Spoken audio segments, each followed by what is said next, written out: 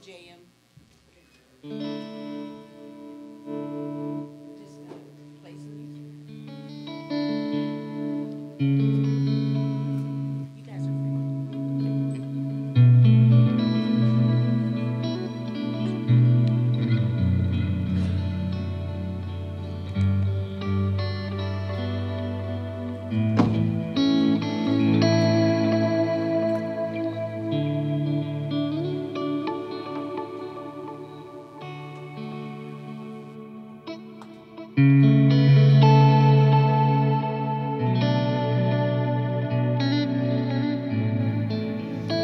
Good morning, y'all. Good morning, good morning. We're so glad you're here. I just wanted to let you know that we have started an organization we called God's House Moms and Dads. And we've kind of divided the church into a bunch of small groups. And we're starting to have luncheons at the Happy House within these groups. And we do that because we want to get to know each of you. And it's really hard on a Sunday morning. When we get here, we say hi, we hug, and that's it. Or we worship together and then we go home. So we've started these groups. I have the list of groups. If you have not been contacted or if you've never been on a list, after church, see me and I'll put you on a list. And we're starting that we started it a couple Sundays ago. Today's another Sunday, and if your group is coming this Sunday, you already know about it. So don't panic like, I don't know if I'm on the list. But if you're not on the list, see me after church because we want to keep there's a lot of new faces, there's new people that we don't know, and we want to get to know you. And we want y'all to get to know each other. So if you're not on the list, let me know. Okay? We will release the children if they're already not gone yet. We did?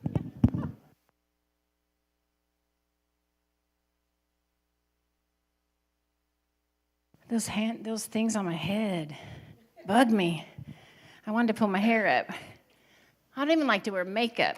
If you know me very much, I just would rather, I don't know, I'm wearing it for you out there. Good morning. Hunter has her dog here. The world is in order. This is tilting forward, but that's okay.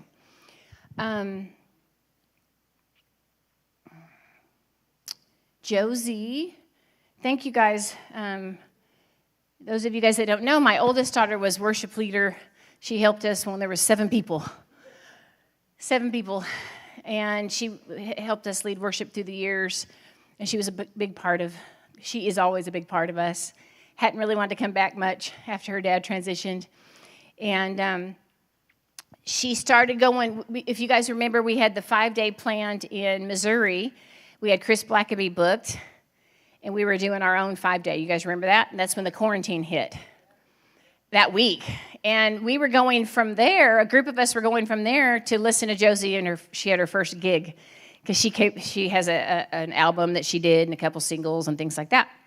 And so when that hit, that was it. And thank goodness we have tons of family time for a year. Darren was diagnosed.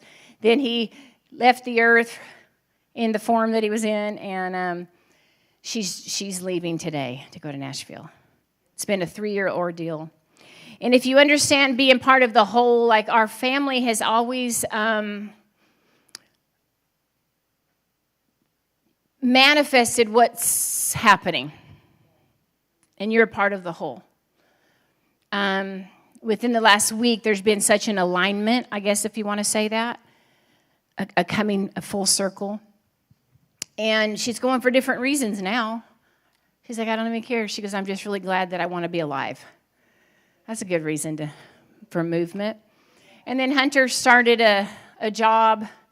We're talking about moving into your authentic self. What makes you come alive? It's your thumbprint. It's the God in you. It's what I said over JM that led him out of religion, that will continue to lead him out. It's the gift. It's the calling. It's the part of you that's burning within you to come out, that never wanted to conform to a form anyway. It's the part of you that asks, is there something more? It's the God you.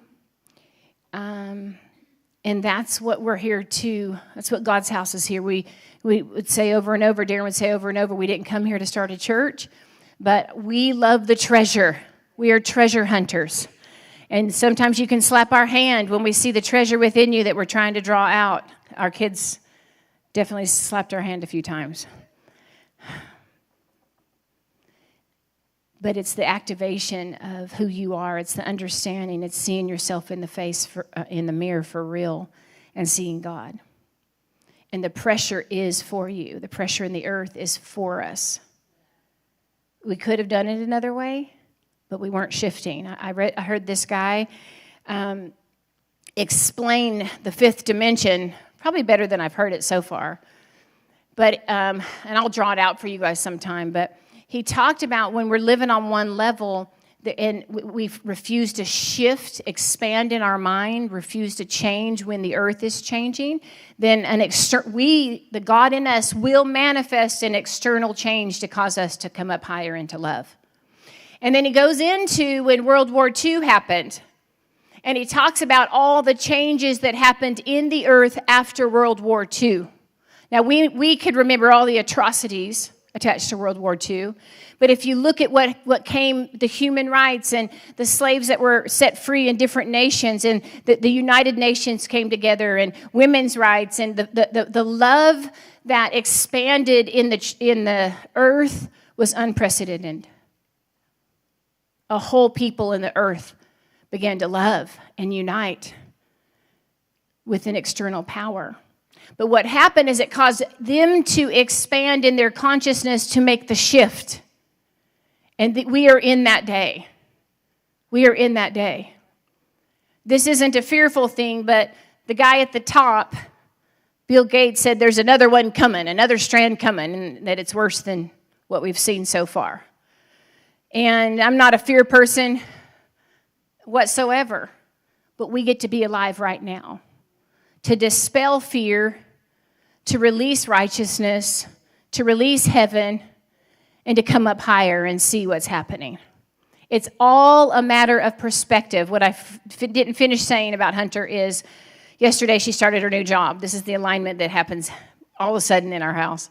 And she comes home telling us all about the monkeys and the penguins and what else? Sloths. And if anyone knows Hunter, she likes to be dirty with exotic animals. And comes home and the dogs are freaking out because she smells like animals. And all of a sudden she's in what makes her alive. And she's like, she doesn't know what they're going to pay her. She's like, there's probably no money in it. but as God begins to awaken you, you go to what is causing you to be alive. And to find that is the child inside of you. That is the God inside of you. And so it's an exciting time, you guys. Don't listen to your mind. Don't listen to the voice of anything outside of your spirit, and let's expand with it.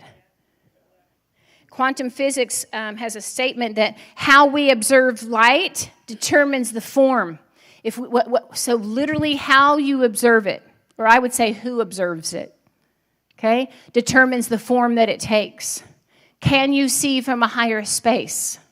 When you can begin to see from a higher space, the earth will manifest according to what you see. Are y'all out there? Literally, science is now teaching us this in quantum in physics, that it determines light will begin to form according to who's looking at it or how you're seeing it. Wave form or particle form. Or that's just scientific term for spiritual forms or natural forms. Or that could just be for matter. We've been talking about matter or energy. These are just words.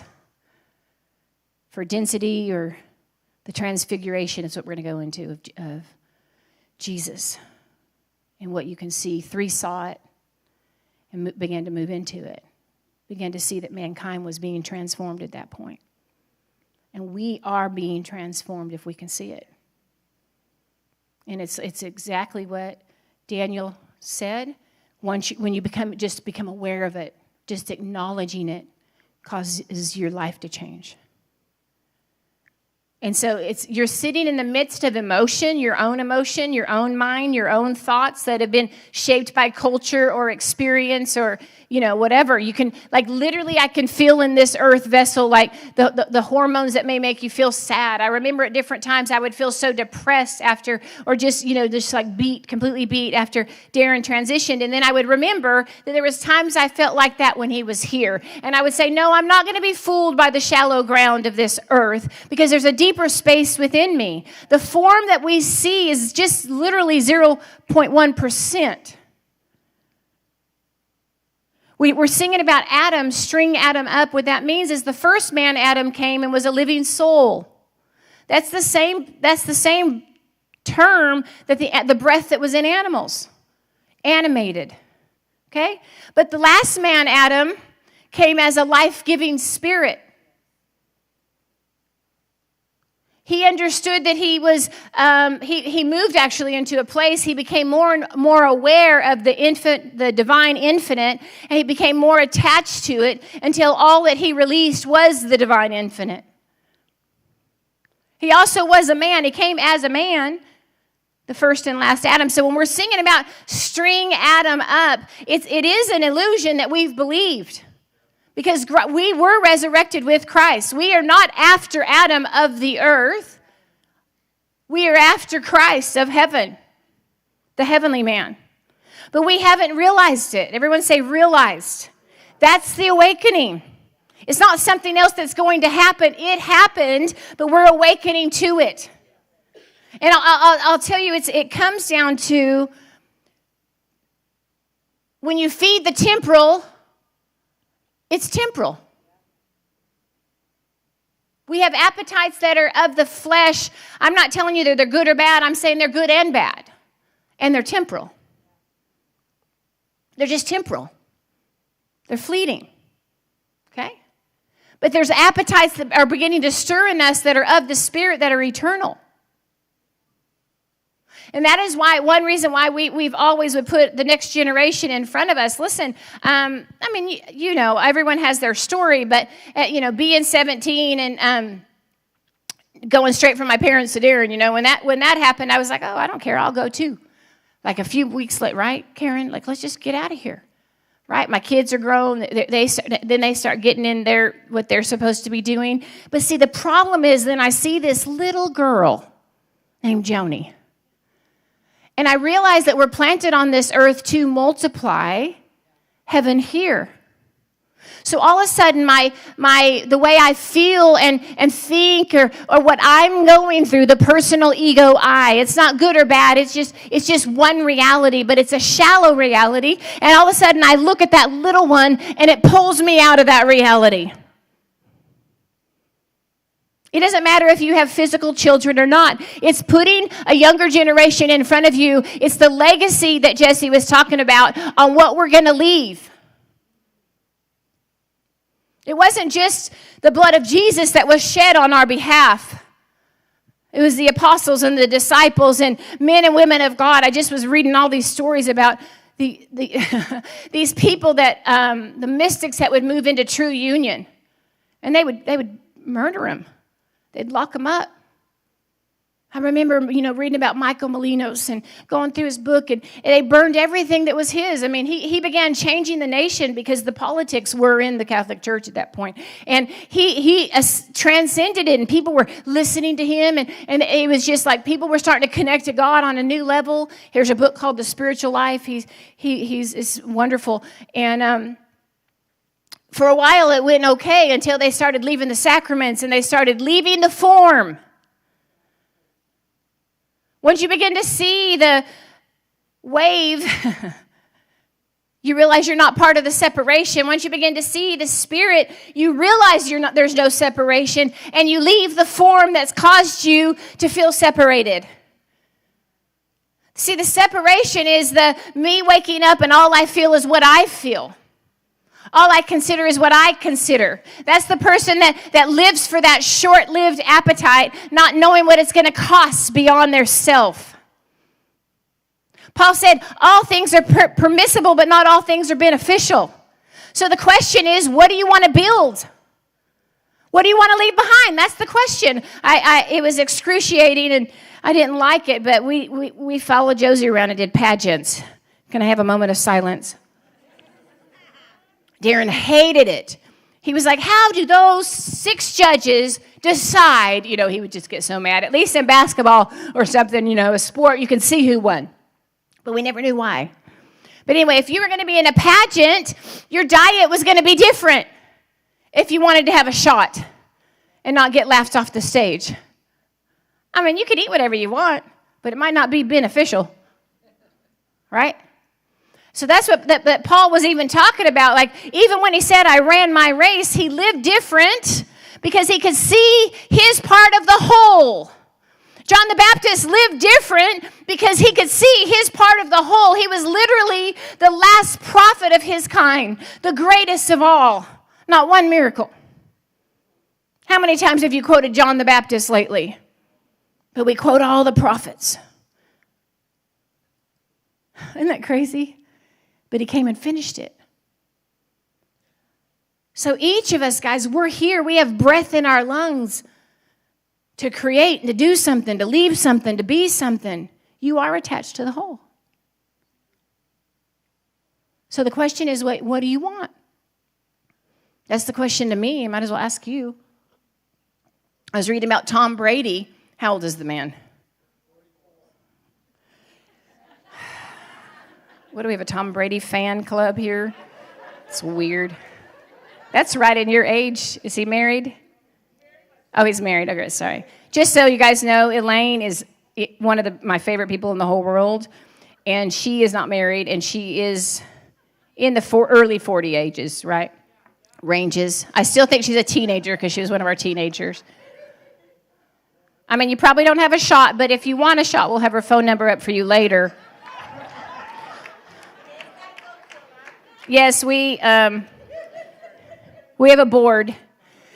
You guys wonder why Josie never dated? It's because Darren Begley would get up on the microphone in a small town and say, you want to date my daughter, or you're going to date me first? Nobody wanted to date him. Josie thought they were rejecting her. I'm like, honey, it's not you. So we'll get some Darren Begleys around you, Elaine. But we need some. Okay. Tom Brady was talking about his diet. They called it the Brady Munch.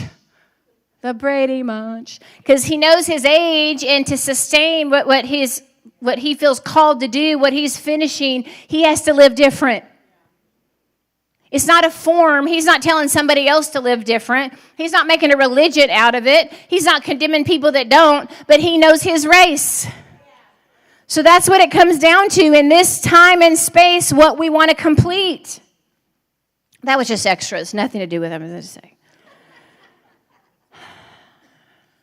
Particles and form, matter and energy, natural and spiritual, earth and heaven, of the earth, Adam, of heaven, the second Adam. I left it at home. I forgot the guy's name, but he said, it was a German philosopher, and he accused Christianity of being an anthropology. Is that how I say it correctly? A religion of anthropology, basically. But just think about that. What that is the study of your own self. And we create a God after our own self, no different than the Israelites did when they came off the mountain and they said, look, we made Jehovah. And it's a cow. And Moses is like filled with the glory and just like, drunk coming down the mountain. He's like, man, I just met with him and he didn't look like a golden calf. And then I was watching, how do you say his name? Sheila Begley. You guys know who that is, that actor? Anytime there's somebody that's authentic, I have to start researching a little bit about them. How'd they get there? And he bottomed out in his life. He would go into rehabs and stuff, and he would yell, and he's a very famous actor. He's probably one of the best I've seen. And he would scream and cuss at the cops and like nonsense stuff, just be so drunk he would get in trouble. Well, he did this, and he was put in a jail, I think, whenever he was making Peanut Butter Falcon, which you guys should watch that movie. It's an incredible movie. And in it, his life was changed. And he began to he thanked the police department. He found out that he had PTSD when he went through rehab. And then and it was from childhood. He literally was a childhood star that provided for his family. And he actually made a movie. I haven't watched that movie, but it's called Honey Boy, about his life and the abuse that he went through. But anyway, he's just very cool. And now they're inviting him places just because he's his authentic self. Like, if you'll fully be who you are, there's influence there. Whatever it is. Whatever arena it is, there's not sacred and holy. Those days that way of thinking is over, whatever you're. So here he is in Oxford, and they're asking him questions, right? And one of the questions they asked him, and he said, I know that God isn't a popular thing around here, but he said, although science says he's not real, I pray to him. He said that, and he's not really sure if he's real or not, But then the statement that he said, I just figured that religion is art. It's an art form. So what's inside of us, we put it outside of us to see it. But it's an expression of us. Every religion. And so then he said something really profound. He said, so I just assume that every day I'm going to create my own. Yes, let's put that clip out there. We're creating our own religion. In other words, every day I'm going to, as God is unfolded to me, as I'm experiencing God, you're going to see it in a form of art on the outside of us. And so we're talking today about the unseen and the seen, and the unseen wants to be seen, and it's looking for a place to manifest. Last week I made a statement, and someone put it on Facebook, that we have deified the historical Jesus while we dismiss the risen Christ within. Think about that. Man, the mind of man, the carnal man, wants a form. Okay? They want a form, a linear form, something in time and space. I remember Kirby saying, if none of that really happened, what would change? Well, nothing would change with me. Nothing would have changed with Moses. Once you've encountered God, the details and the facts, you're just like, I don't even really know. I mean, that's what Paul said. I just know this. And when I didn't even do anything. The reason that we're shifting our mind and singing to the God within and becoming aware of the divine within us, the Christ within us, that is the awakening. Just being aware of that will cause that to manifest in your life. So no matter what you're going through, when you stop and say, wait, there's another reality, and you begin to worship God, not the sky God, like Jared was saying. We've been really good in the Western church of worshiping the sky God, but a lot of people have worshiped the sky God and died without knowing God, without knowing union. So we're shifting our mind as a practice to recognize the divine within. That God isn't the Father somewhere else. He's birthing me now. He's giving me life now. He's the breath in my lungs. He's the energy in every cell. In fact, what they have said now, that matter is energy.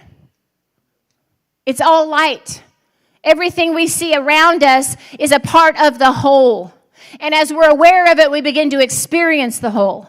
This is the expansion. Are you guys out there?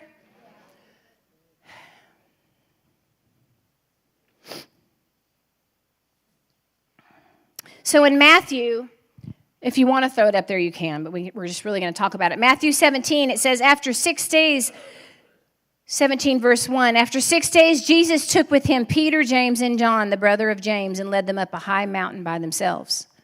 There he was transfigured before him.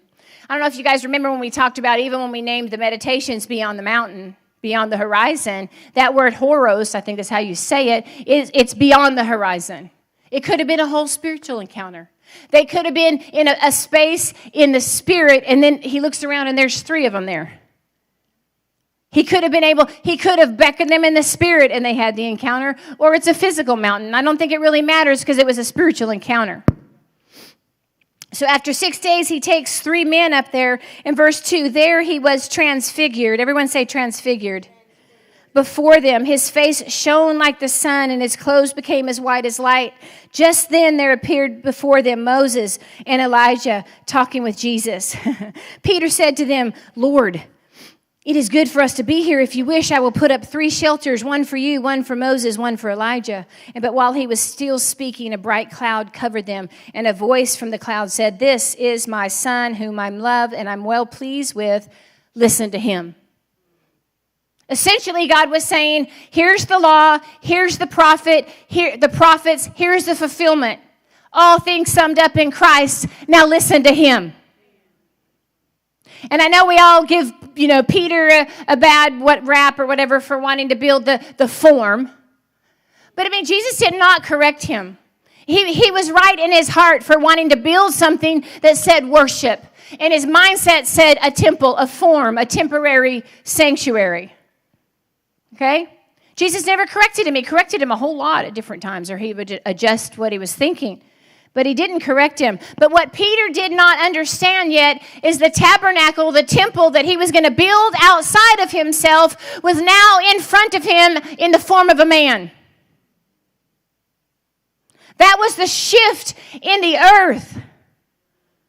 That it wasn't going to be something that we build with our hands. It was God becoming fully man so that man could become fully God. And these 3 got to see it. Can you imagine trying to even put words to what you saw? Like they knew they operated in miracles at times, but they knew it was attached to his mantle. But they're looking and they're seeing that word transfiguration. It's throughout Scripture, but it means to transform, to change after being with, change form, change shapes, taking on the form that properly embodies a particle, an inner essence. We're going to talk about you taking on a form of your inner essence, your truest self. Because that's what you're here to do. That's what we're here to do. Take on the form, the image on the inside, to take that form, to manifest it on the outside. Remember I said this a few weeks ago. I heard this statement. I'm like, yep, that's right. The guy said, I don't believe in miracles. There's just higher laws. You guys know that 50 years ago, if we would have saw an iPhone, it would have been magic or a miracle. But now some of you brainiacs can explain what it is. It's a higher law. And we're moving into the higher laws. In other words, it's not this thinking like, I got to touch. That's old covenant. God visited me and I got to touch. That's old covenant. That's old Adam. That's what we're bleeding out. That's the life force that we're bleeding out of us. It's up and out of us. The miracle, if you will, or the transfiguration. See, what's happening as we're awakening and remembering is it's coming, and it's unfolding, and it's coming. And it's unfolding. In fact, Paul said that be renewed by, don't be conformed to the world, but be transformed by the renewing of your mind. And then he goes in and tells you how to renew your mind. He tells you. I don't know why we made it so hard. I listened to so many cassettes and fasted so much and tried to renew my mind. He literally says afterwards how to renew your mind. But that word to be transformed is the same word. Yeah, some people might get it in an instant. But most of the time we're walking it out and we're being transformed, transfigured. It's the same word that happened on the mountain when they saw Jesus. He showed them his inner essence. Can you imagine they're going, I knew that, what the heck? They realized his body, the physical part, was the temple of the glory of God. The temple that none of them would have been allowed in. The inner temple, none of them would have been allowed in it. Only the high priest would have been allowed as the glory fills the temple. All of a sudden they're standing there and there's the cloud they heard about. There's the light on his face that they knew about with Moses. Right? All of a sudden, there's a voice from heaven. And did they hear it with their ears? Or were they just suddenly captivated and aware? Were they brought into his transfiguration? Were they brought to a higher space when they saw it? Or do you think they saw it with their eyes? Either way, they had to come down from the mountain, whether it was a spiritual place or just a physical place. They had to come down from the mountain and recall it. The way we're having to recall it. Listen, you can get stuck in anywhere in the past with your mind, but you can begin to see who you are and the inner essence of who you are, and then you begin to recall it and remember it and recall it. And I have to tell myself, and I remember it and I recall it. And as I'm aware of it, the transformation is happening. What are you aware of? That's the part we get to decide.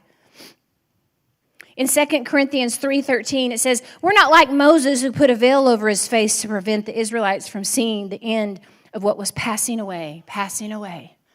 That glory was passing away. But their minds were made dull, for to this day the same veil remains when the old covenant is read. Verse 15, even to this day when Moses is read, a veil covers their hearts. Get this, verse 16. 2 Corinthians 3:16, if you want to throw it up there. But whenever anyone turns to the Lord, the veil is taken away. What that means is when anyone turns, it means, listen to this, it means to return, like what I'm talking about, to recall, but literally in the Greek, it also means to come to their self. There's a veil that we can't see when we're operating out of the carnal mind, and we just can't get there. But when we turn, that means we come to ourselves. We recall who we are. We become aware of our inner essence. We become aware that we're a part of the whole. Am I just yelling at you guys? Are you guys out there? Are you chewing on this? What? Anyone that turns, they come to their self. It says, but whenever anyone turns to the Lord, the veil is taken away. That taken away is it's stripped off. That veil is one that encompasses all around. That veil is what causes you to feel separate. Completely separate. The veil, it's as soon as you shift your attention to your inner essence, to your original self, beyond behavior, beyond your natural memories, beyond what happened yesterday, beyond anything that you think you are, as soon as you begin to shift, okay, it says you come to yourself. And a lot of times that's not until somebody completely bottoms out. We don't have to be that stubborn. I have been. I don't condone it. Verse 17, now the Lord is spirit. Everyone say spirit. The Lord is unseen. The Lord is energy, science would say. The Lord is wave form, not particle form, not what your eyes see. The Lord is not in the form. We divide and we're fighting over the form. Listen, I felt the same way when we very first moved here 6 years ago, you guys. I'm like, babe, are we really doing this again, a Sunday morning church? It's never been who we are. I don't know who we are. And he said, we're just going to meet people where they are, and we're going to build family. And so we did. Okay? I understand. But if you just get upset at the form, I promise you, you're just going to build another form. I mean, Shandalai, we're so free from the Baptists as soon as we did that. And we built another form. Oh, I'm no denomination. What is it? Non-denominational. Listen, if you call yourself no name, that's a name. You're not free from a denomination just because you renamed yourself and recreated a form. Aren't we silly? It's the box that he was seeing. What did Brad say? He saw us building these Lego blocks and God comes and kicks them down. It's for our good. It's our expansion. All of a sudden you don't have anything to hold on to again. You feel vulnerable again. It's a good thing. It's a good thing. It's the spirit where you understand you're part of the whole. WHOLE. Verse 18, and we all who are with unveiled faces contemplate the Lord's glory. Or let's see what that says up there. Okay. And with unveiled, that means a sense of reversal. That means a return to the origin. When you return to your origin, When you lay down, when you don't have to spend your life out completely to figure out you're not that, okay? But you can go that route. We're going to love you either way. You're going to cause a lot of pain in your life, a lot of pain in my life. I've done it. I don't suggest it. But either way, when you get to the end of that form and you begin to make the shift and begin to see the truth of who you are, that's the unveiled face. That's when Adam has bled out, like that song says. People come in here, they're like, how can you sing that pretty? Bleed Adam out, Contemplate means that's the same one as behold in a mirror, to see oneself correctly. To see oneself in truth as a part of the whole, Allah. It was the first name for God. The word God came from the German word good. I don't think it's a big enough word. I think we're going to change our words so we can change our form. The infinite divine. Boom. He's breathing. He's blowing breath into us. This is Father in Aramaic. Boom. Ooh, the fact that I'm moving, there's movement. This is the Father's creation moving. The infinite divine is here, moving. It's me, it's me, it's me. There's no Father without children. I'm it. The means it lands in form. Boom. What we say, Father, the infinite divine, is breathing life into us. In 1 Corinthians 5:15-35, it says, not all flesh is the same. People have one kind of flesh. Animals have another kind of flesh. Birds have another kind of flesh. Fish, another kind of flesh. Kind of stinky. There are also heavenly bodies. Here's a funny story about stinky. Hunter said the guy on her first day threw a monkey at her, which you can throw these monkeys. They're spider monkeys, right, Hunter? And she caught it, and he was giving it to her to change the diaper, hoping when it landed near her face that she could smell it. Needed a diaper change, like he's seeing how good Hunter is at this stuff. And she's like, I can't smell anything. I have COVID nose. Sometimes we thank God for COVID nose. But fish, the bodies of a fish, they're not all the same, says in Corinthians, Paul's saying. Corinthians 1 Corinthians 15:40, there are also heavenly bodies. Everyone say heavenly bodies. And earthly bodies. But the splendor of the heavenly bodies is one kind, and the splendor of the earthly bodies is another. There's appetites in both. We can serve either one. I'm not saying that your appetite is good or bad, but if it's temporal, it's fleeting. You're not going to use something temporal to build something eternal. Are y'all out there? This is why everyone's looking for a love that'll last. That's what everyone's looking for. And it's inside of us. It's a love that never ends. It's beyond behavior. I had someone kind of left here, and bless their little hearts. I don't mean that sarcastically. I mean that just kind of funny. When they walked in, they saw Don Keithley's books. Thank you, Don Keithley. Right off the bat about hell, The Illusion of Hell. It's a great book. And then the first guy getting up and preaching is Don Keithley, and you just can't argue with the man, can you? You don't want to, but it's just so clear. And you just kind of walk away laughing at what you did believe. Well, this person kind of walked away and separated himself. Everyone say separate. Look at someone and say separate. You're living in the form. You're living in the form when you need to separate, when you don't believe the same. I went to a retreat, and there were some things going on that I did not like. I did not want to be a part of. And then one of the guys researched one of the guys at the retreat, and he'd been in prison for what I would think is the worst, okay? And I think most judgment's out of me. I'm not judging the man. He was in prison 30 years ago. I can love child molesters. I like to love them in prison. But I loved my boyfriend in prison, so we're all good with that, right? My brother went to jail, best thing that happened to him. I kind of think when you turn 18, you should put your little butt in jail. What do you think? Right? Did it work for you? All right. So I'm not saying it is a bad thing or it's judgment. But so you quit hurting each other and quit hurting other people. That's okay, and I can love you. And I remember one time we went through this thing in ministry. I didn't know the guy was a criminal. I didn't know what he was doing when we went to India. Didn't know he was exploiting us and exploiting children and taking some of our friends hundreds of thousands of dollars. And we were in the middle of it with our good heart, and they were after our influence, and they were building what they wanted to build. I didn't know that all the children would be gone in one day. We had like 43 children, and Josie was in charge, and she would have never left India.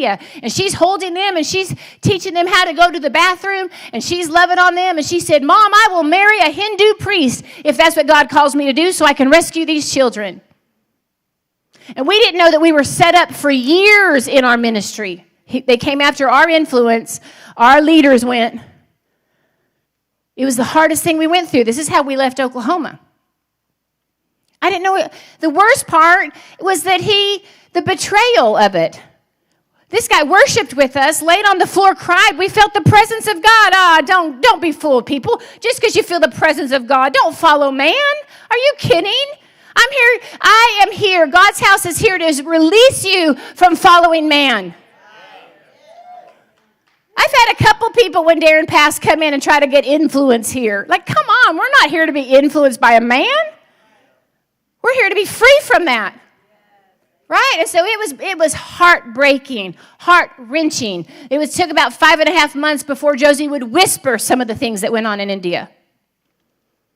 And we had a team. We had to put it on a credit card, and we literally rescued them, didn't we, Teresa, in the middle of the night. We had 11 more over there, about 11. Super Bowl Sunday. In that year, you guys, I heard God say, I'm going to put your kids in a safe place. Because we were going through hell. While we're making dresses for these little kids that he went and got them from the garbage colony. He probably paid someone for them. He was getting money from the church in India. He was getting money from us, and we were right in the middle of it and didn't know it was happening. Doing Forex trading and the whole thing. And literally in the middle, we finally wanted the confusion, the preaching that went on. He didn't do it till he got them out away from us. But like, we're raising up world changers that want to give their life, right? This is why we came here alone. We did youth camps for years. We have spiritual family all over the place, but we came here alone. We started over alone. But when I realized in my heart, this is what I was going to tell you. So my children, God said, I'm putting your children in a safe place. We handed our church over at the time. We were just going to restore people because so many lives. Because these are people that sold their cars, rented out their apartments, did races to raise money, and did what it took to give their life for a couple years in India. Brad was right there with us, weren't you, Brad? Okay? It was awful. And it was our influence. But we didn't know what was going on until we knew what was going on. FBI and all of that. Just FYI, the guy's still out there. He's done it with 2 other ministries, big ministries. And I don't feel like this next one I'm supposed to say anything. I don't know that he's doing it or not, but he's brilliant. We would walk in the office and he's trading with people from all over the world. You could see the people that he's doing Forex trading with and talk to them. We gave him our retirement. He made sure that we made money first because he was stealing from Peter to pay Paul. So he was taking our retirement, and we were like, praise the Lord, you know. We brought people on staff with our retirement. That's where our retirement went. He was making sure we were winning so he could have the influence. And then some dear pastor friends of ours, they were going to sell their house because it was so amazing. They weren't novices in Forex trading. They were seeing it. There was a bank in Belize, the whole 9 yards. And some pastor friends were the only ones that we really told about it because they understood Forex trading, and they threw in $250,000. When it was over, we wanted people to be mad at us. We didn't see that it was happening, but influence is responsibility. Why do you think I take it seriously? You tremble to have influence in people's lives. Some of our young people, it took them years. They wouldn't go near a church. The confusion that it brought. And these are people that just wanted to give their life for something. So God said, I'm putting your kids in a safe place. And Alex was a senior in high school. We had friends in a ministry in Greg Hood, our precious friends in Hawaii. So she went and was in went to high school and finished her year there. We weren't even at her graduation. She taught at a little school. It sounds glorious being in Hawaii, but it was like a little school with the natives, these little poor kids. And Alex would get in trouble for wearing her bikini on the beach. I'm like, Alex, we're friends with the guy. You know what I mean? Like, they were wearing uniforms, and Alex is sneaking off to the beach. But anyway, so Alex finished her senior year there, and Hunter her sophomore year, right? Hunter's freshman year? Freshman year, we sent Hunter to Indiana. We had friends there that we helped start a youth camp with. And the family, it was like the blind side, the opposite of the blind side. Hunter's always been the little white girl. This man's a big old good-looking football player. For who'd he play for? Green Bay Packers. Just a nice-looking man, and his wife's just beautiful, and she was an alternate in the Olympics as a high jumper, right? And then her kids are like these just athletic studs, and here's Hunter. And at that point, Hunter was making state records. Hunter's my youngest daughter. She was making state records in track. So the little sucker, Hunter went there. We tried to drive there once a month to see our kids, but God said, I'm putting your kids in a safe place. Because all these broken people were coming home out of India. And Josie being one of them. And we were pretty worthless. Pretty worthless. Darren and I were just didn't know what to do with ourselves. Because it was just devastating. So we would drive and watch Hunter. We'd sit in the car while she's running in the ice and snow. And Hunter got ice baths every day and massages. That's just extra. I'm just telling you that's extra. Because she was staying with real athletes. I'm not a real athlete. I'm like, can't you just stretch it out? Won't that make you run faster? Just stretch it out. Just kidding. Darren was a real athlete. But the reason I brought that up is once I realized that man was a criminal, I could love him. I just didn't know. It was nothing. I wasn't going to hold him for what he did. I was like, I was more upset that I didn't know he was a criminal. If you would have known what you knew before you went into the marriage, it's your own lack of sight. You didn't know. Really, we're kind of mad at ourselves for not knowing. Because we know that we can look again and we can see what's going on and God can give us wisdom, right? That was a big, long story. I've never told that story, have I? Isn't it good? I mean, you know.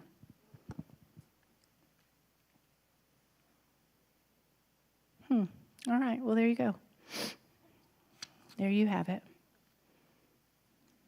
Let's go on here. All right, we're going to sum it up. 1 Corinthians 15:45, if you want to throw it up there.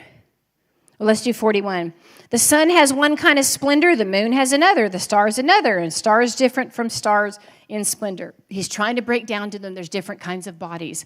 What you sow into. We know the moon is just a reflection of the sun, okay? You know that that your outer form can reflect your inner form. But he's saying you are now the sun. You are the heavenly form. You can be awakened to the fact that you are heavenly. Verse 42, so it will be with the resurrection of the dead. The body that is sown perishable is raised imperishable. It is sown in dishonor. It is raised in glory. It's sown in weakness. It is raised in power. It is sown a natural body. It's raised a spiritual body. If there's a natural body, then there's also a spiritual body. He's talking about the first and last Adam. Jesus didn't defeat death at the resurrection alone. That was the final part. That was the teletestai or whatever. That was the finishing of it, okay? He defeated death in the death realm in his mind. Adam and everyone in Adam that was born in Adam lived in a death realm. It's not the passing away that was the death. It was the death realm. It was the living soul, okay? And what Jesus did every day that he was yielded to the life-giving spirit, every day that he was releasing heaven, he was defeating death. He wasn't just the heavenly body after the resurrection. That's when the heavenly body was planted in us. That's the looking in the mirror and me saying, am I of the earth or am I of heaven? It's not making one bad and one good. But as you become aware of the 99.9999% that's unseen, you can operate out of it. But your mind will want to restrict you to a form. And so we tell people and we gather around belief systems. Come on. We are not going to be those people. Listen, I love what Justin Abraham says. Because I have the microphone doesn't make me more powerful than you. You do not believe what I say, or Darren used to say all the time. I can't give you truth. Truth is from within you. I can awaken. I was listening. We were talking last week, right? And he, Noah's dad said he could. Noah's dad. He said he could. I could have listened for 6 more hours. So today you're getting 6 more. I'm just kidding. He said I could have listened for 6 more hours, and I said, you're listening to yourself, right? If you are getting revelation, you are listening to yourself. If you're annoyed, you're trying to listen to me. I get annoyed too. I'm with you. It's the awakening from within you. It's like when you see something, when I look at Teresa, when I'm driving and I look at what's in front of me, where do you see it? Inside you. See, but the religion, the art that he's talking about is we try to take what's on the inside and create it on the outside, but when it becomes then a religion or restriction, I say, now follow that. And there's people in the earth that are defying it, man. They don't even claim Christianity, guys. They're claiming all kinds of things, but if you don't discern from your spirit, you're going to miss it. You're going to miss it. If you listen to your mind and you stay in the form and the separation. So the retreat that I went to, this is where I was going. When I found out that this guy was a criminal back in the day, and then some things that were happening at the retreat that I really wanted to separate from. Okay? It took me about 24 hours before I could go back in there and just receive again. Regardless of what this man was doing over here. Because my old self would want to separate. I literally locked my door two of the nights. And I'm not someone that deals with fear. But I could hear what was happening. It wasn't like people were dying or anything. It was in the spirit. Okay?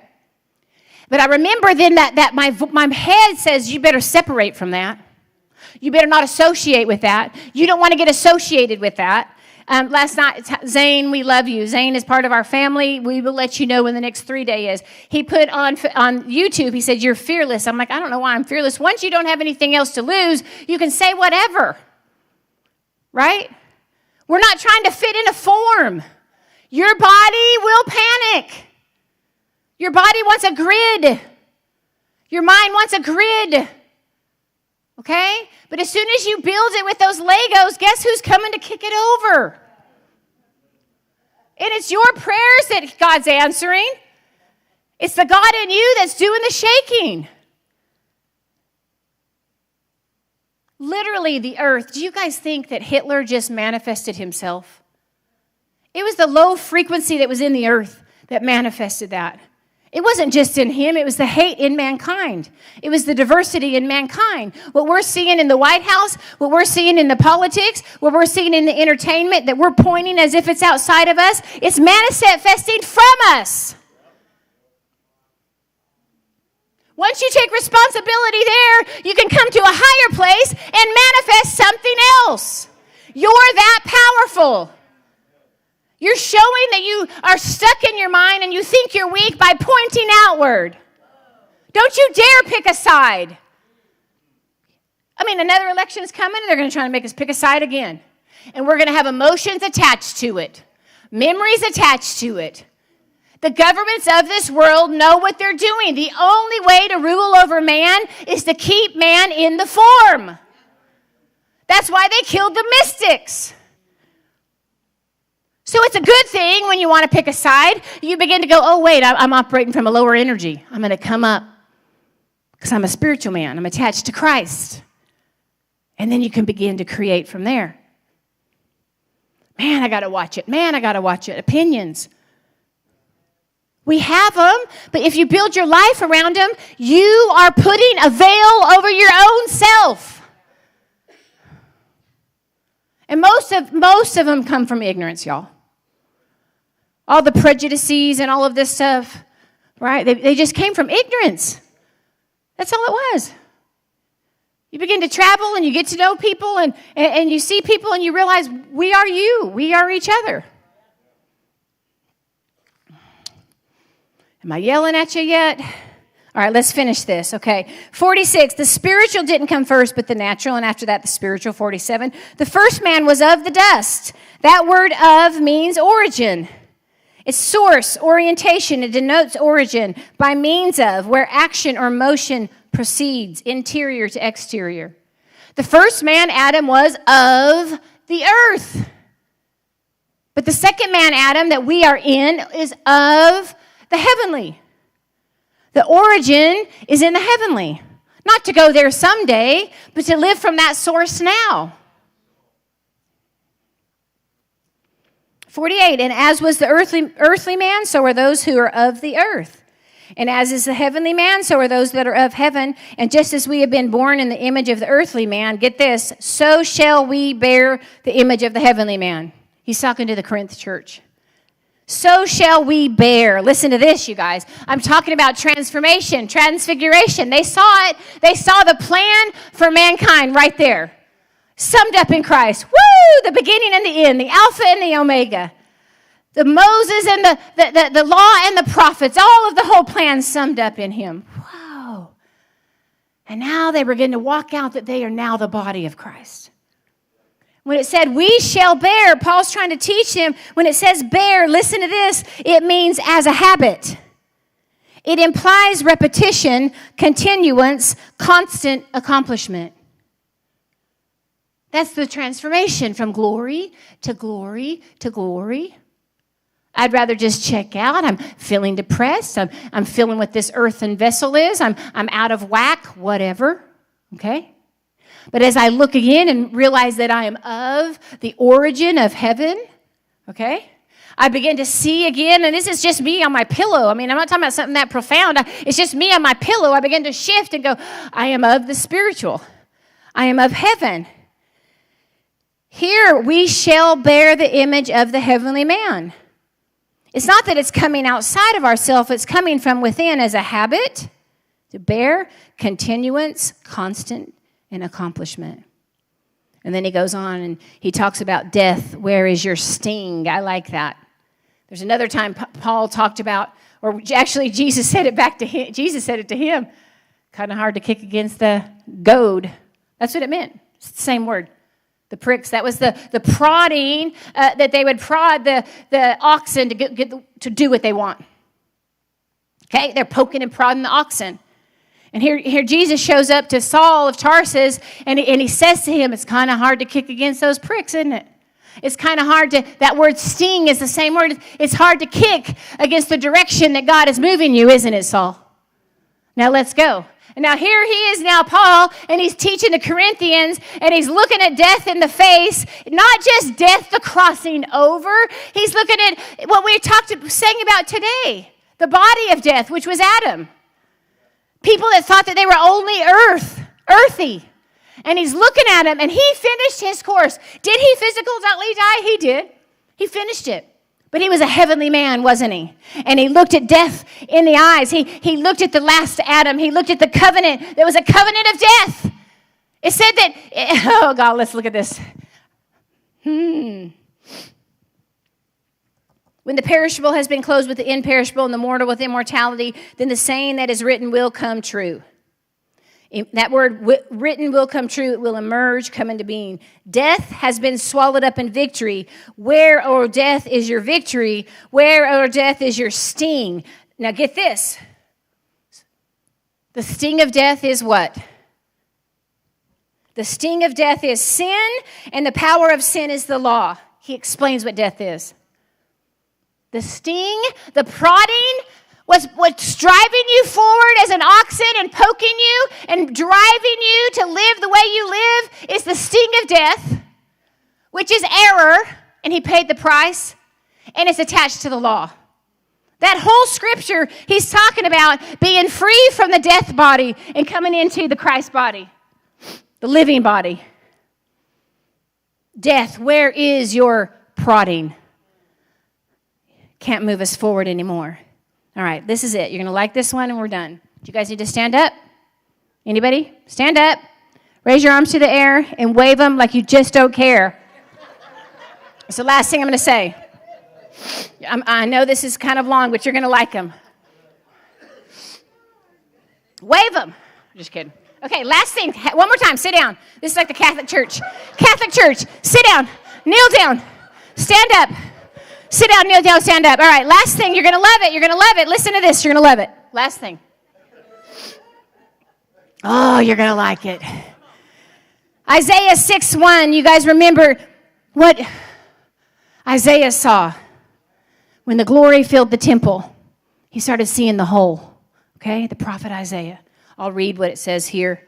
In the year that King Uzziah died, I saw the Lord, Isaiah says, high and lifted up and exalted, seated on a throne, and the train of his robe filled the temple. Above him were seraphim, each with 6 wings. With 2 wings they covered their faces, and 2 they covered their feet, and with 2 they were flying, and they were calling to one another. What were they saying?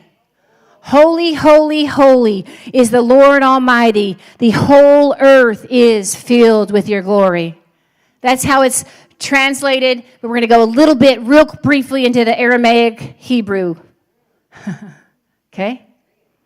So here's Isaiah, and he sees a picture of the whole. He's trying to explain it. And this is the thing, I mean, in the absolutes that we were taught by the Greeks in the Western world, that's not how it was in the Hebrew language or the Aramaic form of language. It was alive. Okay, even a sound, like boom, even a sound meant something. Okay, so your revelation is the revelation of God as it's developed in you. So here he sees like a king standing up and his robe filling the temple. And he's watching, and the threads in this robe, you can get the picture when, as the robe fills the temple, that the threads begin to spread apart from each other.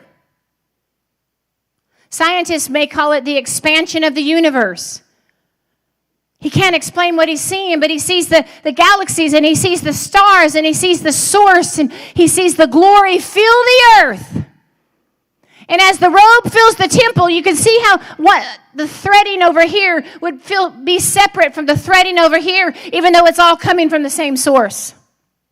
And scientists call the expansion of the universes, it's the galaxies, and down to the point in separation and form that we would even consider how big is our ego that we would think we're the only ones here. Is that not funny to you all? Nobody? Like our ego is so big, that voice is so big, there's an expansion, and Isaiah is seeing this expansion. And he's seeing the source, and he doesn't know how to describe it. He said, as the robe fills the temple being the sanctuary, the glory of God, that word isn't just earth, it's cosmos. The glory, the weight of God is everywhere, he's saying, it's everywhere. And the angel, the name Seraphim, is the fiery one. They bring healing and purification. And they begin to cry out, holy, holy, holy. I heard one guy he said it was in worship, but also exasperation. Because what came to happen is the threads began to feel the separation as if they were separate and forget the source. And forget that they were part of the whole.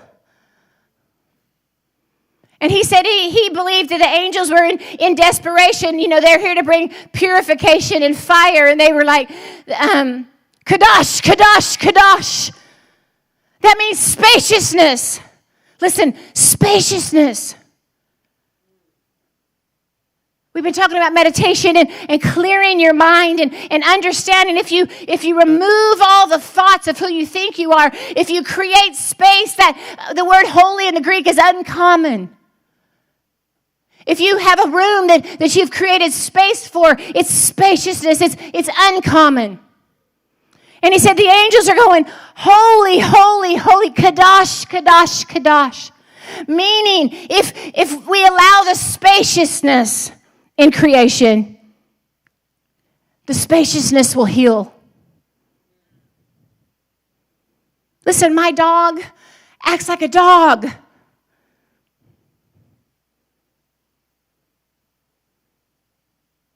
As you allow the cleansing in your mind and the lies to dissipate, the letting go that we talked about, you're moving into your origin. And you're going to act like the heavenly man that you are. Holy, holy, holy. This guy was describing it. He's an Aramaic teacher, and he said, they're running around trying to say, you're part of the whole. They're trying to heal the separation. You're part of the whole. We've been saying this. There's no separation, but yet we feel separate. Yeah, because we're so addicted to our natural senses. I've been so addicted to just what I see and with my eyes and feel in my body. So what's it going to cost you if you keep feeding those appetites? You're going to live in that small space.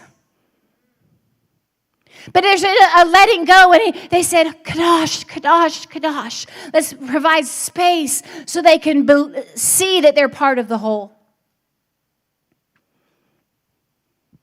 Isn't that good? Kadosh, Kadosh, Kadosh. Spaciousness is an essence of healing. So if God is light and light is everywhere, you would take like a shade of a lamp. If I wanted to concentrate light, okay, like I would put light around the lamp, the light bulb, and I could actually like shine it in one space. That's me creating space in my life for the holiness, the spaciousness. It's concentrated illumination. And listen to this: Kadosh, Kadosh, Kadosh. It's forgetfulness. One guy said, we're remembering our unity until we forget our forgetfulness. We're remembering that we're part of the whole.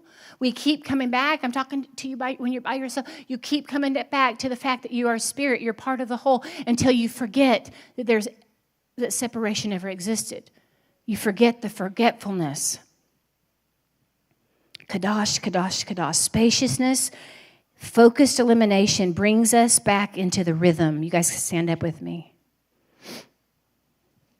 It brings you back. What I'm trying to tell you is there's nothing left to obtain. If you'll allow the letting go and you'll put your trust, all right, God, you'll allow the letting go of the forms, every form, and you'll shift your attention to the God within that's everywhere, the infinite divine, the Abun. Okay? Here you will automatically come into rhythm with the whole. Here you will remember that your connection. This is when he said that the earth will know us by our love. It's not just acts of love. My mom feeds 800 people every month at a food storehouse. We've been doing this kind of stuff most of our life. My mom, just to give her some more credit, she's 83. Don't tell her what to do. Don't tell her she needs to quit, But it's not just in the service. It's in the scene. It's in the scene that you begin to be the agapians, and then you're releasing the source of love that brings healing. God, I thank you for every vessel that's in here. I thank you for the inner sanctuary, God, the inner shrine, God, that we would be so aware of you, God, that we will release everything that needs to be released. Listen, my body has been shaking. There's a change in the earth. My body's shaking. My daughter's moving away. I had Josie at 17, the same time I had Darren at 17, and I can feel the shift. I can feel the loss, and my kids are at a place where they don't need me as much, and it's a good thing. But your body responds as if it's bad. Your body is attached to the form. Your mind wants to find a new form. God, I thank you for striking even the heart, Lord. God, I thank you for the realization that we're connected to the whole. God, I thank you for those that are walking in the earth today that see and hear. God, I thank you for the awakening that's within us. Kadosh, Kadosh, Kadosh. We're going to allow spaciousness in our life. Not to find a new form, but to heal us from forgetfulness. We love you, God. Amen.